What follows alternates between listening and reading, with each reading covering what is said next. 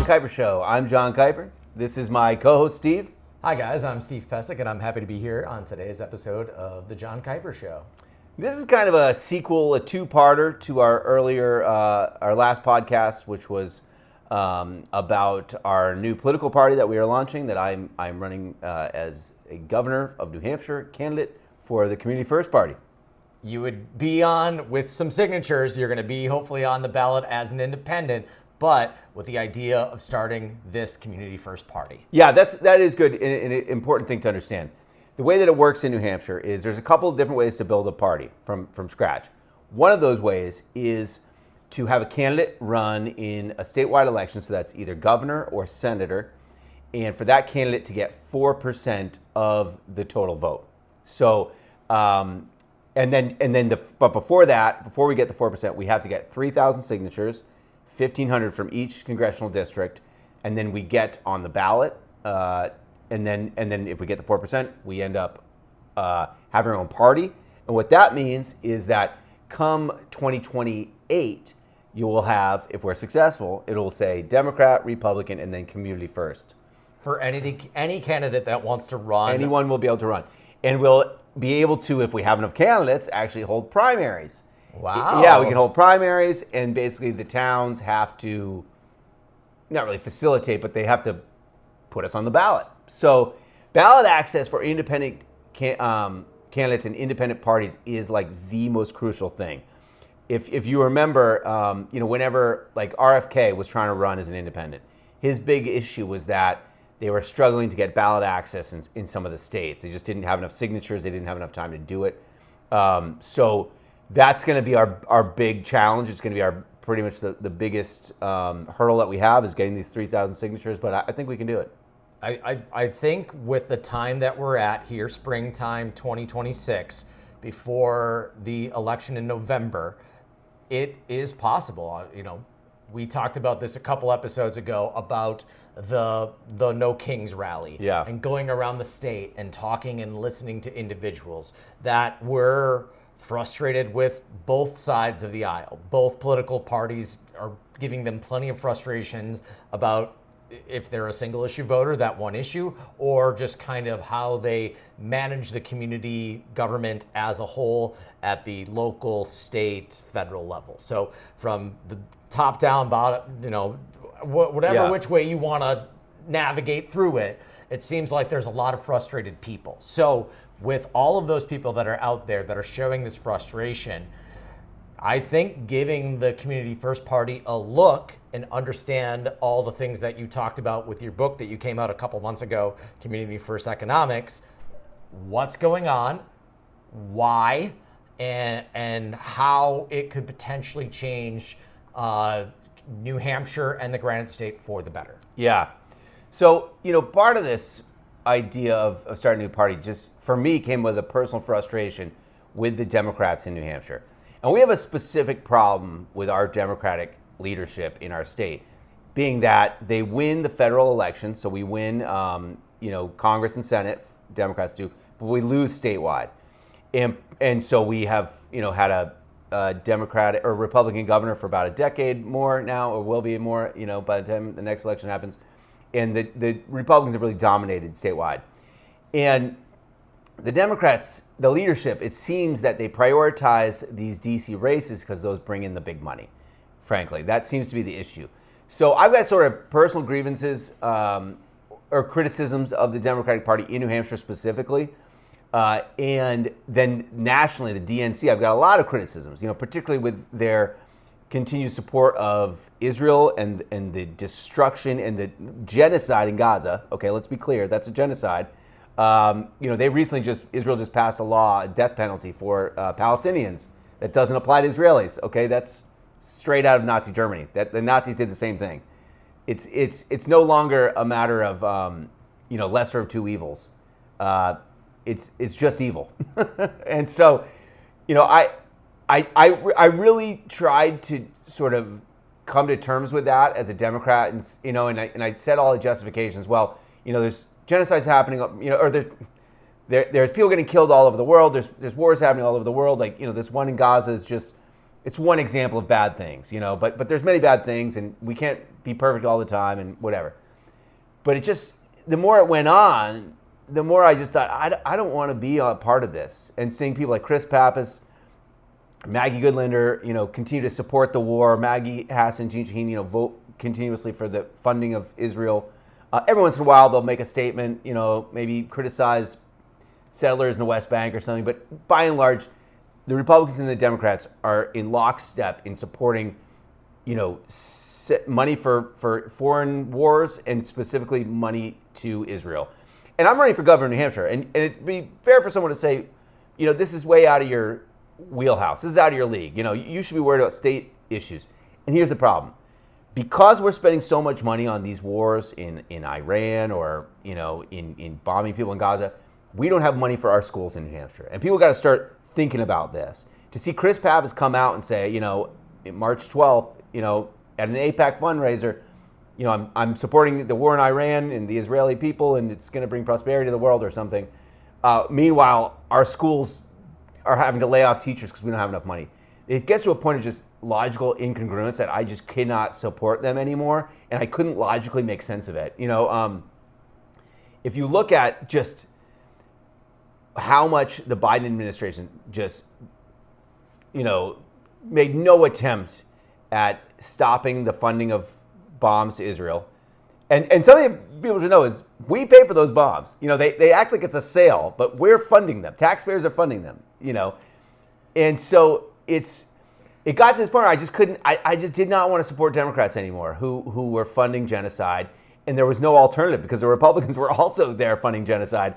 And it also seemed like something that, and it's important that I say this. When I say Democrats, I mean the elected officials. I don't mean the rank and file. The rank and file Democrats are by and large generally opposed to this, I think, in very high numbers. And the ironic thing is that a lot of Republicans also are opposed to, not maybe for humanitarian reasons, but they recognize that we don't have the money. We're $39 trillion in debt. We don't have billions of dollars to send to Israel. I've been doing my part, as I've been doing for months now, trying to call the federal elected officials. So I've been getting on the phone with the Senator Shaheen and Senator Hassan's offices. I've been calling Congresswoman Goodlander's office and Congressman Pappas's office and asking them to, act on some of the things I care about. And when I was on the phone with them just this morning, I asked them specifically about the war in Iran and what is kind of the tone? What percentage of people are calling saying that they are in favor of it? And they pretty much said those calls aren't coming in. Yeah. It's almost every call is a opposition call for this war. So if that's the case, and the constituents of the Granite State are making these calls and they're saying we don't want this, why are we still supporting it, and why is Congress not pushing back against the executive branch, the Oval Office, and marching in there and kicking the door down and trying to put a stop to it themselves? Yeah. If they're saying, well, it's because the Republicans have the control, that's not changing anything. Just because they have control doesn't mean that you now are inept and you have no influence. And that's pretty a strong statement of saying, we'll look into it.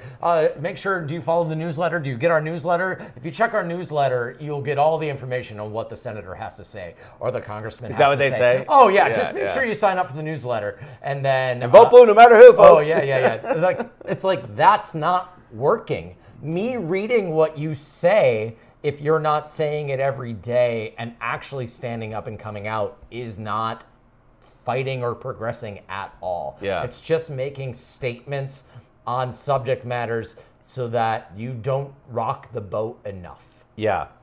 And I mean, it all comes back to campaign funding. It comes back to the millions and billions of dollars that organizations like AIPAC are able to fund and give to these candidates.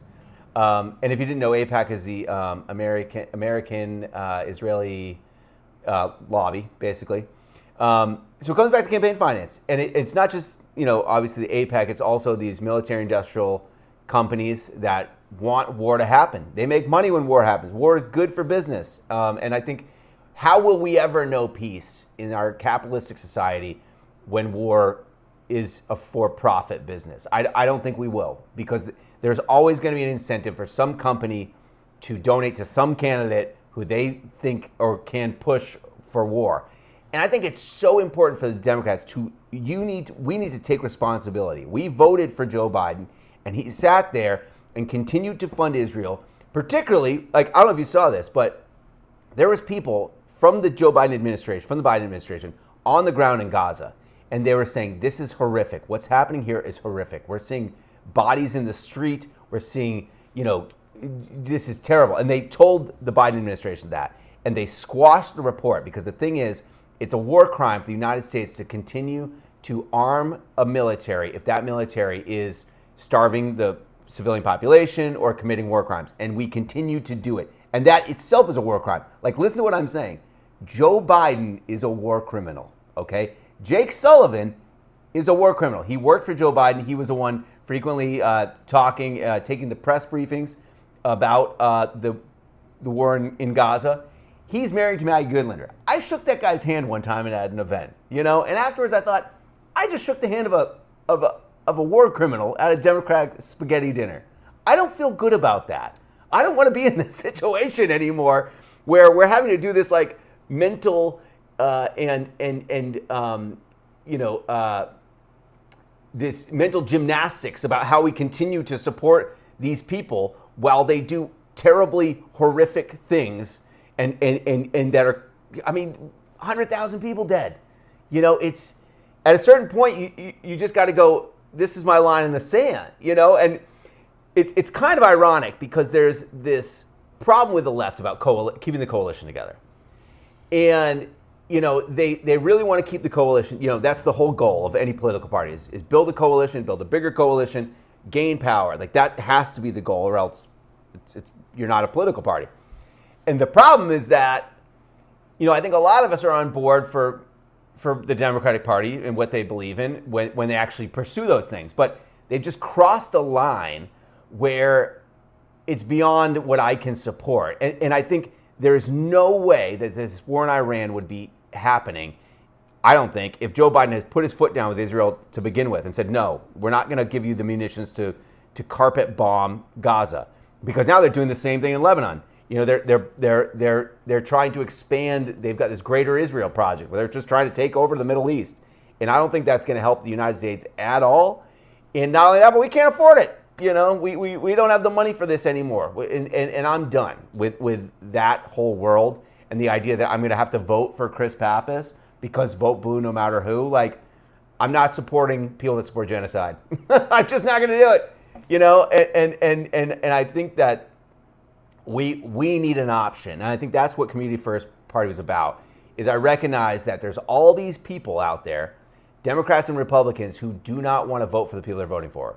Donald Trump and Joe Biden were like, no one wanted to vote for them. A lot of people on the right were like, hey, we don't want these guys again, Well, we saw the numbers at the polls that when Kamala Harris was going against Donald Trump, that there was so many fewer voters from the Trump-Biden election to the Harris-Trump election that did not come out to vote. And that continues to be kind of something that agitates me a bit, is that if we are living in this democracy where we need to vote in order to pick the candidates that we want to represent us. Yeah. If we're the constituents, candidates work for us. Yeah. When I call my senators and I call my representation in Congress, I am their boss. They are my employee. I say, this is what I care about. You should be working for me and others that are like-minded about these topics.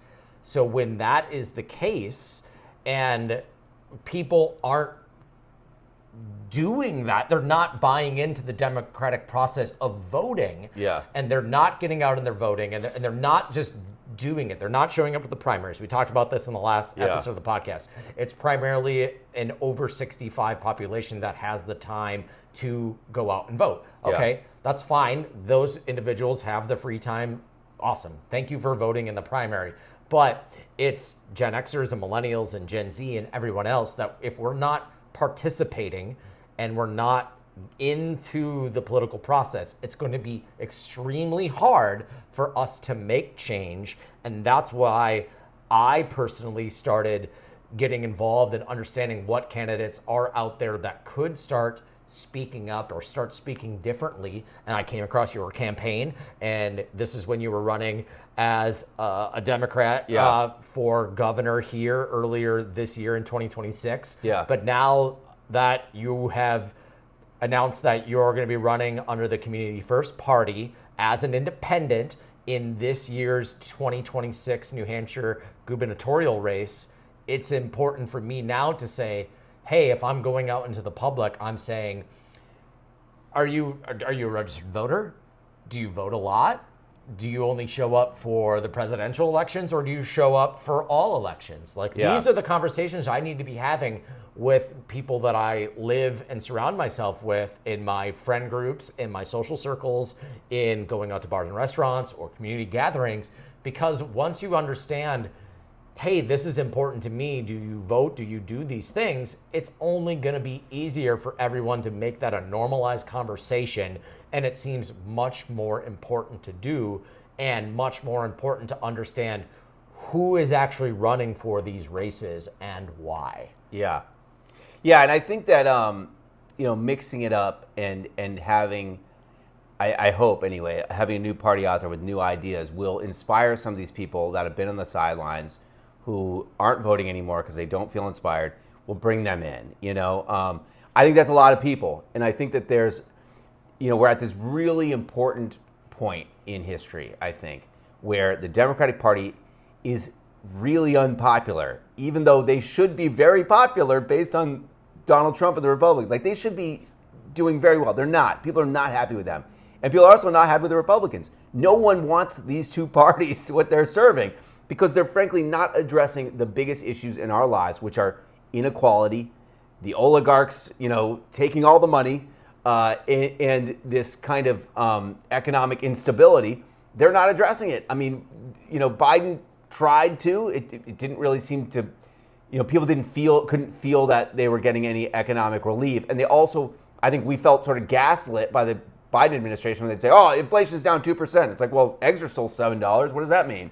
Yeah, it's tough coming out of the COVID years when the money printer was on full blast. Yeah. And they and the Trump administration, the first time, I don't remember if anybody remembers, but he was president before and was not very good at that in the first place. But when they turned that money printer and it went brrr, and it was running, that made inflation crank through the roof. Yeah. And so now there's so much more money. And I kind of see what's going on with the war in the Middle East right now and everything. And I'm like, they're trying to go to Congress and they're trying to ask for trillions for this and trillions of this. When do they just say, let's turn on the money printer? And they just do it again to us. And if that were to happen, boy, oh boy, property tax here in New Hampshire, all of these things, it would be catastrophic to the economy if they turn that on again in order to fight a war. Yeah, and they're trying to. They're trying to, and I think this is the way that I look at it. This is, I think, a good analogy. There's a couple, but the ship is sinking. Now, it might sink slightly slower under Democratic, presidents or Democratic leadership, but it's still sinking. And you look, when Joe Biden was president, there's so many times you're like, oh, well, we can't raise the minimum wage, we can't do the student loan forgiveness because it's too hard, and then Trump just goes in there and just does whatever he wants. And, at a certain point, it's just like, what is the point of these parties if neither one of them is helping my local community? I think that's really what it comes down to. Yeah. Another great analogy that I like, because there was a time when I thought we could reform the Democratic Party. It was right when Trump got elected the second time, I thought, okay, all of these people are going to understand that we need to build a coalition that's focused just on Trump. And even if two people disagree about a social issue, maybe this person wants guns and you don't, or this person approves or wants abortion and you don't, we're gonna just build a coalition on this bigger thing that is the Trump fascism, and we're gonna not argue about things we disagree on and just focus on the one thing that we agree on that is more important than anything else, and that's fighting Trump, fighting fascism. And that didn't happen. It didn't happen. And that was very disappointing for me to see. And another thing that I've kind of noticed over the last 6 months is more and more people saying to me, I'm not a Democrat, I'm an independent now. There's been some big political people in my life, people that have been big advocates for Democratic policy, who have made a point of saying to me, I'm not a Democrat anymore, I'm an independent. Now, they're probably going to vote with Democrats down the line, but it's something that I've noticed. And, my girlfriend was telling me the same thing, too, that a lot of people in her friend circle are saying, like, hey, we're so disappointed in the Democratic Party. Like, we want a fresh idea. We want something to mix it up.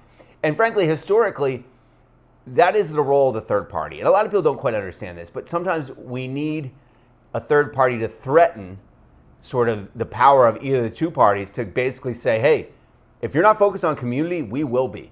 And if you don't get focused on community, you're gonna lose votes. We're gonna steal your voters. Like, that's how this is gonna work. And I tried very hard to warn the Democratic Party, because this is an important New Hampshire story to know. In 2016, Maggie Hassan was running for Senate against Kelly Ayotte, who was the incumbent, okay? Two guys ran as libertarians in that race. They got, between the two of them, about 25,000 votes. Kelly Ayotte lost by 1,000 votes. And the takeaway from that was, wow, the libertarians really screwed Kelly Ayotte, right?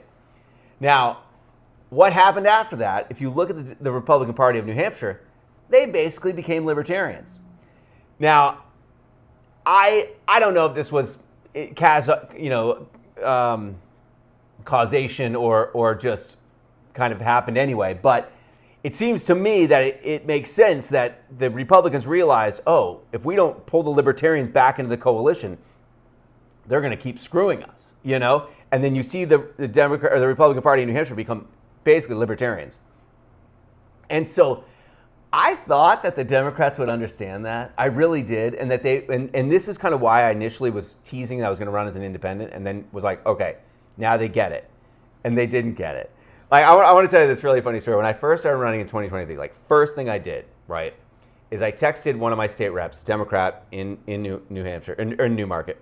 His name is Michael Cahill. Now, Michael Cahill's a Democrat, but he frequently votes against legislation that I would vote for as a Democrat, such as housing, cannabis legalization, a few other things.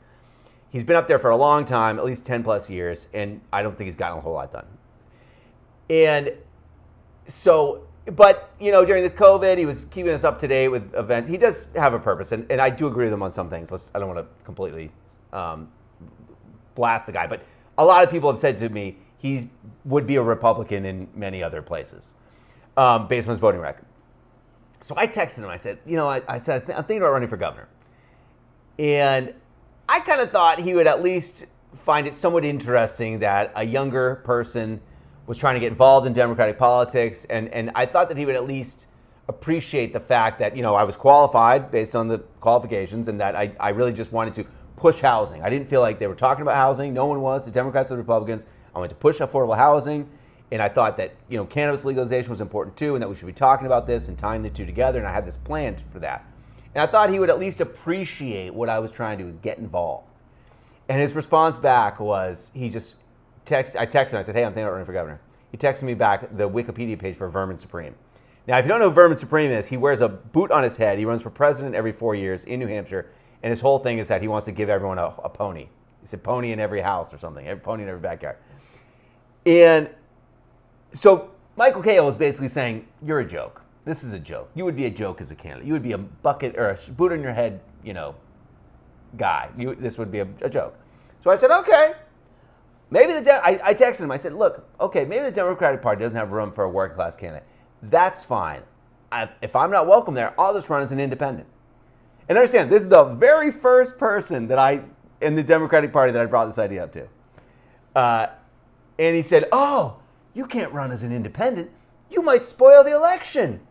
it could be your fault that Kelly Ayotte gets elected. And I thought this was hilarious because, the Democrats had just lost 8 years in a row, four cycles, and now suddenly they're going to lose again, and this time it's my fault. Yeah. You know what I mean? Like now it's my fault.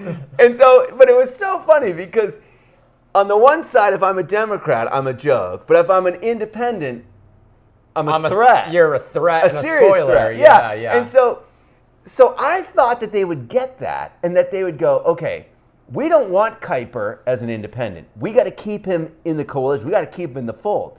And they could have done that very easily by just, for instance, having a couple of the elected state reps that are, maybe in the leadership showing up to my campaign launch party. None of them did.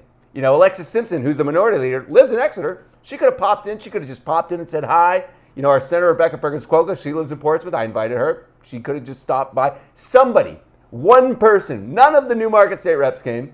Nobody really from the party came except for a few state reps that I'm pretty good friends with. And I thought, oh, this is interesting. And so it just became very apparent that because I didn't have money and I didn't have rich friends to bring into the party to fund the other campaigns, that they did not, that I as a working class candidate was useless to them. You know what I mean? I was useless. And it was kind of funny because I had this was just a feeling that I had. And then I was watching MSNBC one time, or whatever it is now, MSN, yeah. MS Now. Yeah, MS Now. And which sounds like, you remember when you would like open up a Windows computer and there would be like that like automatic pop-up of like what the news stories of the day were. Like that seems like Microsoft Now, MS Now, like whatever. But what's his name was on there? Chuck, God, what's his name? I'm gonna have to edit this out. Chuck, God. What would he? The NBC politics talking head, Chuck. Shit. Anyway, so I was watching NBC and watching the news, and there was a talking head on there, political analyst, and he said the reason that the Democrats don't like Graham Plattner is because they need rich candidates to run so that they can fund the whole operation. So the whole thing is really a pyramid scheme. You got to understand this. Both, yeah. Because what they need is they need someone with millions of dollars, like, or someone with friends that have millions of dollars to show up to events. Because what they do is like they have this big dinner every year called the Sheen McIntyre dinner, and the tickets are the VIP table starts at $2,000, right? And then there's another table that's $1,000, and then the regular tickets are $150. Are they going to serve spaghetti? No, I think they had chicken, but. The food wasn't bad, and Ray Buckley, the chair, literally said in the email, he said, "You pay for your seat. So the seating chart is dictated by how much money you can spend, and if you want to sit with Maggie Hassan and Chris Pappas, it's $2,000, and then it kind of goes out from there. And then it was really interesting because there was also a cocktail hour before that was like another $200 or something, and it was funny because me and another guy. Who was running for executive council, who I know is a business owner too, and neither one of us had bought the cocktail hour part. We just bought, our tickets and then our tables. We had tables set up to give out brochures and stuff. And it was really funny because there was like the handful of us who hadn't paid for the early coffee hour that kind of just milling about in the room waiting for everyone to come out, which was kind of awkward. It's like all the poor people. And I could not help but notice that it was me and my other, working restaurant owner friend, and literally like the 5 or 6 black people that were at that event also were not in the coffee hour, in the cocktail hour, and I was just like, oh, they couldn't afford it either. You know what I'm saying? And and then all the rich people come out of the cocktail hour and they're all like, I buzzed up. Yeah, and I just couldn't help but just think like, here is us, the people working, and the few minorities that are in our state, because our state is largely white, who are being shut out of this closed door where these decisions are being made and people are rubbing shoulders and talking about fundraising and how much money they're going to give. And that was like one of my first experiences. And it just kind of went downhill from there where once you see the inside of how the sausage is made, you're like, this is gross. This is disgusting. The way that the money just churns everything. And literally, if you look at the way the media responds, it doesn't matter how well I do in the poll. I'm not a serious candidate because I don't have millions of dollars. And so the whole thing feeds on itself. where if you don't have the money, the media reports on the fundraising. They say, oh, he didn't raise a lot of money. And then the donors go, well, he's not a serious candidate because the media said he hasn't raised this money. And so it's just a cycle, right? And any of them, like when I was running, could have, they could have helped. They could have said, let's keep Kiper in the fold. Let's help him raise a little bit of money. There's all these people out there that have done this. And they chose not to. And that's fine. Okay, that's totally fine. That's their decision. But they just chose to not keep the coalition together. And this is a really important thing that I want to just talk about really quick is, after the 2024 election, there was these accusations from some of the Democratic Party that, you guys that were upset about Gaza, you should have voted with the team. Now it's your fault that Trump's, elected. It's not their fault to keep the coalition together. It's the people in power's job to keep the coalition together. All that Kamala Harris had to do was, 2 months before the election, stop giving bombs to Israel. That's all. Joe Biden could have done that. Kamala could have done it. All they could have done, they could have done a few little things. They couldn't stop bombing for even 6 weeks before. Just a 6-week window of no bombs. They couldn't do it. You know what I mean? They could. There was even at the convention there was talk about having a Palestinian speak. They didn't want to do that, so they ignored this part of the coalition that was anti-genocide, God forbid, and then they get upset when they don't win elections. Guys, their job is to keep the coalition together. It's not our job to do whatever they want because they make no concessions to the progressives. You know what I mean? You never see them out there saying, okay, if you vote for us, we're going to give you universal health care.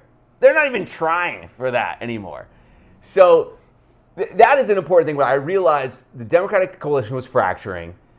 I didn't want to be in it. They didn't want me in it. And I'm like, this is fine. Like, let's just have our own party. And then conveniently, I had written the book. And I want you guys to really understand this. I did not write Community First Economics. I'm going to just grab it real quick. I did not write this book with any intention to start a political party. I want to be really firm about that. I wish in some ways that I had this, grand idea and I was like, I'll write this book and then we'll start this party. It just, once I was done the book, it was like, Community First Party would be kind of cool. Yeah, this is the groundwork for a party. Like, you did all the research, you talked to the people that you needed to talk to, and you're running a campaign for governor, and through that process of being a grassroots, independent, young Democrat, whatever you want to call it, you figured out that the party that I wanted to align myself with isn't going to be the right path for you to get your message out there, and now it's time to find like-minded individuals to meet with, to grow with, to find who else is in the state of New Hampshire that wants to make change at the community level. And you're going to have to yell up the mountain at the people that are at the federal level to help us locally. And then you're going to have to talk amongst the community, and you're just going to have to work. We're going to have to actually do the work. And it's not going to just be, well, I have a D or an R next to my name, I'm going to get the votes. Yeah. And the point is to pressure both the Republicans and the Democrats to be more community oriented. I think that's really important for people to understand, is we only have to win a few elections for them to go, oh, shoot, we need to steal part of their ideas or else we're going to keep losing elections. So, and especially one thing about that's so important about being community oriented is, we work with people in our community that we disagree with politically all the time. You know what I mean? I might work with some guys that are hardcore Trumpers with my son's little league, for instance. We don't talk politics. We just talk baseball. We just talk about what's going on with the baseball team. How is the baseball team doing? We haven't had a practice yet, so we'll see. But just started. And likewise, like with the community church, when I put on dinners for volunteers there, and I'm working with someone chopping vegetables. He's a Trumper. I'm not. It doesn't matter. I don't storm off and go, oh, I'm not working with a Trumper. No, that's not the point. The point is to feed hungry people. You know what I mean? There's a bigger mission here. It doesn't matter that me and him don't agree on every issue. And politics does not have to be your identity. It should not be. It should be something that you have to be conscious of, because it helps dictate a lot of the things that decide how and live your life. Yeah. But if it becomes your identity, that takes your focus away from your family, from your community, from insert value that you have in your life. And so moving forward and starting your community first party is a step to saying, listen, the community has to be paramount. It has to be everything here, because if homeostasis is strong locally, it should be able to grow out nationally. Yeah. And just the idea that we should measure the success of the government and the economy based on how our community and how Main Street is doing. And if GDP is going up, but businesses on Main Street are struggling, that's clearly not a good way to measure the economy. Yeah. And what I found on the left was there was just this reluctance to want to build coalitions from the Democrats establishment in terms of Gaza and stuff like that. And even just throwing the progressives a bone. But even on the far left, there was a major reluctance to want to really work with anyone outside of a very narrow circle of ideas. And there's this authoritarian left that wants only to deal with people and talk to people that are 100% aligned with them. 100% aligned. Like an example would be, I had a friend, he's an artist, great artist, has a large social media following. When I was running in 2023, I said, hey, will you do a t-shirt for me, a logo? And he said, well, that'd be basically endorsing your campaign. I'm like, well, you don't have to, but whatever. And he said, well, how do you feel about abolishing the police? I'm like, well, I don't think it's politically a great move. Sure, reforms with the police are good, but defund the police I don't think makes sense, because if you want cameras, you want more training, that costs more money, not less, And he said, well, I could never really endorse a candidate that didn't agree with abolishing the police. And it was just so crazy, because I was like, I had this whole platform about helping homeless people, and this person was really engaged with that issue. And I was like, the fact that because I don't agree with you on this one issue, that it's over, you know what I mean? How do you build a coalition? And then even with the regular Democrats, I mean, I was at a meeting recently, and I was trying to make this point that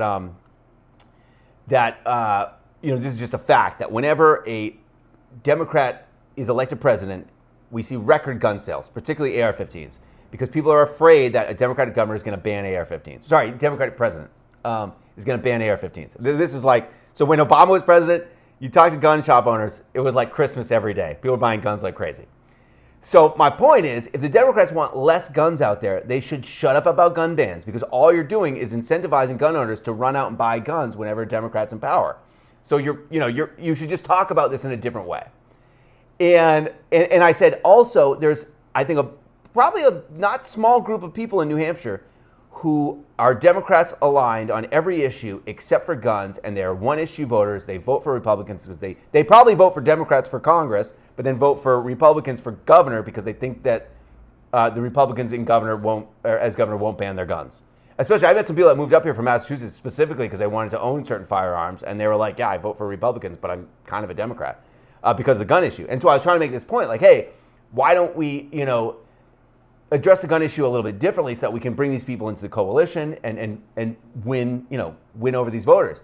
And this woman raised her hand and she said, why do we want their votes? Why do we want votes from people that own guns? We don't need their votes.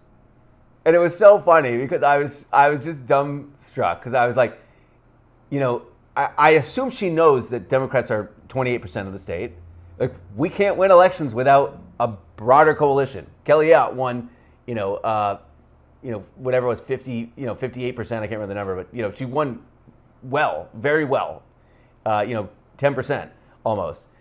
At a time when Kamala Harris also won New Hampshire. So think about that. So you got all these voters that are really switching around, right? So these are a finicky group of people. And maybe guns isn't the issue that'll win them over, but the point is, like, we need to have this talk about how we're going to win these people over. And then you have Democrats that don't even want to do that, Another story that recently came out is the leader of an organization called Third Way. They talk about being bipartisan. They're kind of trying to push the Democrats to be more Republican or more Republican-light. That's the argument about Third Way. But the leader recently came out and was critical of a streamer named Hassan Piker.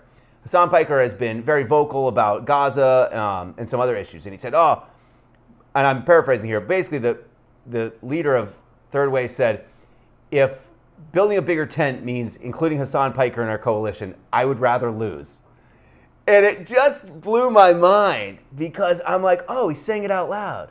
They would rather lose and feel morally superior than win and actually be able to help people, And I don't see that there's a winning coalition. And maybe they will win in 2026 because of the blue wave, and maybe even in 2028. But what's going to happen is the Democrats are not going to fulfill any of their promises, as they have failed to do for years. They'll say, oh, we couldn't do it because of the Republicans, and that we won't get Medicare for all. We won't get, extra education funding. They won't eliminate student loans. They won't do anything. I guarantee it. They're not going to tax the billionaires. Gavin Newsom's already said that. They're not going to address inequality. And what's going to happen? You're going to get Tucker Carlson in 2032 or whatever. We're just going to have it's just going to keep going back and forth with two parties that don't care about you. And the reason that they don't care is because they don't have to. Because and they treat us, it's like an abused spouse, I feel like. Where they're like, you're sitting there and you're like, why won't you listen to us? Why don't you listen to us about Gaza? Why don't you listen to us about, we want healthcare reform. We want more affordable housing. And the Democrat establishment, the leadership just kind of looks at you and goes, what are you going to do? Join those racist Nazis on the right? Like, no, you're not. We know you're not going to do that. So what are you going to do? You vote blue no matter who. And on the flip side, the Republicans, look at anyone who's criticizing the money going to Israel or criticizing, Trump's tariffs or anything. They're what are you going to do? Join those pink-headed freaks on the Democrat side? Like, what are you going to join them? And then there's a bunch of us stuck in the middle going like, I don't want to be stuck here. And a lot of those people just stopped voting altogether, Yeah. And that's a huge group of people. So, this has been kind of an ongoing saga, I guess. And I want people to understand this. Like, I was very hopeful that the Democratic Party could be reformed. I really did. But at the end of the day, you can't repair a house that's on fire. You know what I mean? You got to put out the fire. You got to put out the fire first. And there's no leadership in the Democratic Party that wants to do that. And for proof, we can look at the 2024 the autopsy that they did. If you didn't know about this, after every failed election, the party will do an autopsy where they try to figure out why they failed. So Ken Martin, who's the head of the Democratic Party in the United States, they did this huge autopsy. They spent millions of dollars, interviewed tons of people. And at the end of the day, they said, oh, we're not going to release the results. You know why? It's because the results basically said, you took a bunch of money from AIPAC and you defended Israel's war in Gaza, and that was unpopular, and that's why you lost. And they don't want to deal with the fact that the party has been corrupted by the money, and they no longer make decisions based on what's even politically, the smart decision. The populist's popularity. Yeah, like they would rather lose. Like Kamala Harris would rather lose the election than stop supporting Israel and tax the billionaires and fight inequality. That's where we're at. So if you have a political party that actually doesn't want to do the things to win, that's not really a political party anymore. That's a failed, it's something else, but it's not a party. A party has to be trying to gain voters to win elections at the bottom line. Yeah, it's a lot to understand, and it's empowering at the same time. It can feel deflating at times, and it's stressful. But then on the opposite side, if you start to actually have the conversations within your community, you can say, boy, it might be due time for us to change for the better. And I bet you would probably find way more people than you realize that are ready for something different at this time in the world. For insert anything, like the single issue voter that we've talked about is, I think those came out dramatically during the last presidential election, because as you said, Gaza was one thing. I think the economy and a lot of financial tools were a big thing. I know like cryptocurrencies and those things brought a lot of voters to the Trump party. There was a lot of people that these marginalized communities that aren't being heard. As soon as someone gives them just a little nibble of the carrot, they go, well, finally, someone has been listening. We've been waiting for someone to give us the time of day. Yeah. And so once you get those people and you start having a full belly and you start being seen, you're ready to run through the brick wall for them. And you should be feeling confident, but then you need to also be asking as many questions as you can to understand where the money's coming from, why they're doing this, are they in it for the right reasons, and those single issues that might be giving you the warm and fuzzies that make you want to go vote for somebody. All of a sudden that ship could turn quickly, and now you're just left out in the ocean and you're like, oh boy, we got brought along for the ride and we thought times were going to be good, but now they're even worse. And that issue that might have been something that we were championing for almost looks worse. Yeah. Like we almost feel worse off now because now we were the ones that got this individual elected, and now everyone has seen that we're the reason for it. So Yeah. it's very tricky and it's very hard to understand how that works. But I really like sitting down and talking with you, Jon. You're so passionate about New Hampshire. You're so passionate about the Granite State. You have your book, if I can pick it up, Community First Economics, and you can go to communityfirsteconomics.com to read it, to buy it, to order it, to send it to someone.